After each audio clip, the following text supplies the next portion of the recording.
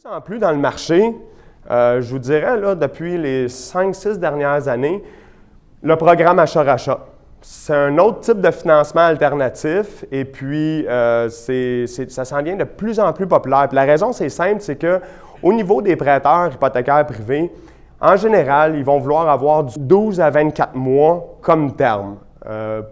Puis ensuite de ça, ils veulent que le client rembourse pour ensuite de ça retourner dans les banques. Maintenant, comme je vous ai dit, les critères de financement sont de plus en plus difficiles. Alors, quelqu'un qui a un avis de 60 jours, quelqu'un qui a des dérogations majeures sur son dossier de crédit, au bout de 12 mois, il ne retourne pas. Puis s'il n'est pas dans un secteur où est-ce que Banque Équitable ou les prêteurs alternatifs comme Home Trust, Better Bay vont, bien, le prêteur privé va rester pris avec ce prêt-là. Puis les statistiques démontrent que au bout d'1 an, un prêt privé, c'est correct. 2 ans, c'est la solution. Mais au bout de 2 ans, ça devient le problème pour le client. On ne veut jamais que le prêteur privé devienne un problème pour le client. Parce que c'est correct de payer du gros taux d'intérêt à court terme, rétablir la situation, mais éventuellement, pour la santé financière du client, ce qu'on veut, c'est qu'il puisse retourner dans les banques traditionnelles. Le programme achat-rachat, de la manière que ça fonctionne précisément, c'est que les investisseurs d'achat-rachat vont mettre la propriété à son nom. Il va y tenir pendant une période, c'est ça, de 3 à 5 ans, pour ensuite de ça retransférer la propriété là, au nom du client lorsque le client aura rétabli son crédit. C'est que dans le programme achat-rachat, on parle de taux d'intérêt équivalent à un 6 amorti sur 25 ans. Fait que c'est l'équivalent de ça. Fait que, tu sais, au lieu admettons, du 10 avec un prêteur privé, bien, il y a quand même une bonne différence sur le taux d'intérêt. Ça se ressent sur les paiements mensuels. Fait que le client, ça lui donne la capacité de payer si, admettons, on a besoin plus du long terme. Alors, le programme achat-rachat, c'est plus du 3 à 5 ans, peut-être même 6 ans. On a déjà fait des termes de 6 ans, peut-être même 7 ans, le temps que tout disparaisse du dossier de crédit. Fait que le programme achat-rachat, c'est pour du propriétaire occupant seulement, en général. Là, les compagnies qui font ça, ils vont vouloir avoir du propriétaire occupant. Maintenant, si vous faites affaire avec des investisseurs d'achat-rachat, moi, ce que je vous inviterais à faire, c'est de regarder leur contrat. Puis dans chacun des contrats, la manière que ça devrait être monté pour que ça soit bon pour le client, c'est au moins qu'il y ait ces 4 points-là. Fait que si, admettons, on a un client qui a besoin d'un prêt de 200 000, bien, qu'il y ait un contrat, comme quoi une partie dans le contrat, comme quoi que ça dit qu'il doit à l'investisseur 200 000. Deuxièmement, il devrait avoir un document qui stipule que l'équité de la propriété appartient au client. Okay? Fait que les investisseurs d'achat-rachat ne peuvent pas se sauver avec l'équité du client. Si on a une maison qui vaut 300 000, on a besoin de 200 000 de prêt, il y a un 100 000 d'équité. Dans le contrat de l'investisseur, il devrait avoir une section qui stipule que cette équité-là appartient au client, puis que si, admettons, le client, à la fin du terme, il ne peut pas racheter ou qu'il veut, en milieu de terme, il veut juste vendre sa propriété, bien à ce moment-là, on rembourse le prêt, on rembourse l'investisseur, et puis ensuite de ça, le reste de l'équité revient au client. Puis aussi, c'est cette équité-là qui va servir de mise de fonds lors du rachat quand que le client va se requalifier dans les banques traditionnelles. Troisième point, l'option de rachat. Fait que quand il y a une option de rachat, en fin de compte, qu'est-ce que ça fait? C'est qu'il n'y a pas personne d'autre autre que le client qui peut racheter sa propriété. En général, dans l'option de rachat, le prix de rachat va être prédéterminé. Ce que je vois beaucoup sur le marché, c'est un 2 % annuel. Fait que si, admettons, on va dire qu'on a un prêt encore dans mon exemple de 200 000 et puis qu'au bout d'1 an, bien, ça serait 204 000 que le client devrait redonner à l'investisseur. Ça protège le client que si la propriété augmente en valeur, on ne peut pas y retourner à la propriété à n'importe quel prix. Il y a des règles à respecter, fait que ça devrait être dans le contrat.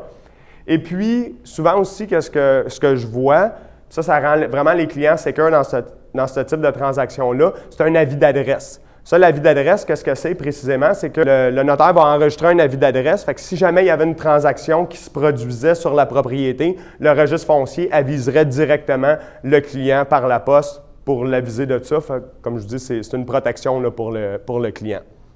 Souvent, les gens ils nous appellent, puis là, ils disent « Ouais, on a fait une location avec option d'achat, et puis ça fait 1 an que je l'ai faite, ou ça fait 2 ans, puis là, je ne qualifie toujours pas à la banque, ou la banque n'accepte pas mon contrat. » Fait que premièrement, le contrat, il faut qu'il soit notarié. Fait que ça, c'est une chose très importante, parce que, vous le savez, Le client qui nous appelle, il aurait pu le faire hier, son contrat, on ne le sait pas, mais en ayant un contrat homologué, en ayant un contrat notarié en minute, bien, le notaire, il est témoin, puis pour les banques, c'est une source fiable. Ensuite de ça, deuxième chose qui est bien importante, c'est de faire évaluer la propriété au moment de l'achat, et au moment du contrat, c'est-à-dire de location avec option d'achat, et puis aussi de demander à l'évaluateur de mettre une valeur locative du secteur.